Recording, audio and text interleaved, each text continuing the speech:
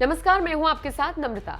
उत्तर प्रदेश चुनावों में किसकी जीत हुई, किसकी हार, इसकी चर्चा तो बहुत हुई, लेकिन इन चुनावों में और भी ऐसे कई वाकया हुए जिन्होंने सबका ध्यान अपनी तरफ खींचा। राजनीति का सबसे खूबसूरत हिस्सा दिखा तो सबसे बदतर तस्वीर भी सामने आई, और इन सबके बीच रिश्तों को लेकर जो ताना बाना बुना गया वो देखने लायक था, खासकर समाजवादी पार्टी में। सपा एक तरफ चुनाव लड़ रही थी तो वहीं दूसरी तरफ अपनों को मनाने की भी लड़ाई में जुटी हुई थी। काफी वक्त से चाचा भतीजे में जो तकरार देखी जा रही थी उसे भी दरकिनार किया गया और चुनावों में शिवपाल और अखिलेश साथ आ गए।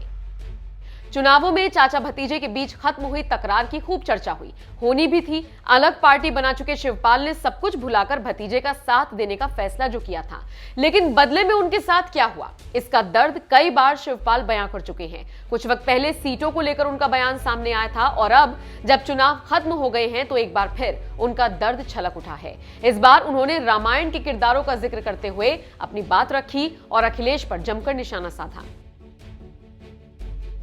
लखनऊ में शनिवार को सपा कार्यालय में विधायक दल की बैठक हुई। इस दौरान सपा के चुने हुए विधायकों ने नेता प्रतिपक्ष के नाम पर मुहर लगाई, लेकिन इस बैठक में शिवपाल को आमंत्रित नहीं किया गया। इसके बाद शिवपाल ने कहा कि वो इस बैठक का 2 दिन से इंतजार कर रहे थे।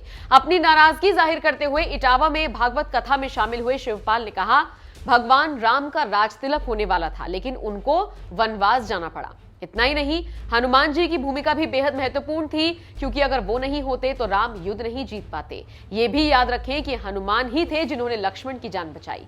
इस दौरान शिवपाल ने महाभारत के किरदारों का भी जिक्र किया और कहा कि धर्मराज युधिष्ठिर को शकुनी से जुआ नहीं खेलना चाहिए था। अगर जुआ खेलना ही था तो दुर्योधन के साथ खेलते, लेकिन जुआ शकुनी के साथ खेल लिया।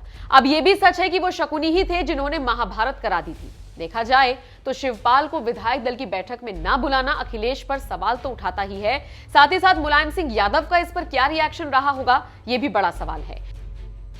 आपको बता दें, इससे पहले शिवपाल ने कहा था कि मुलायम ने उनसे कहा था कि 100 के आसपास सीटें उनको दिलवा देंगे।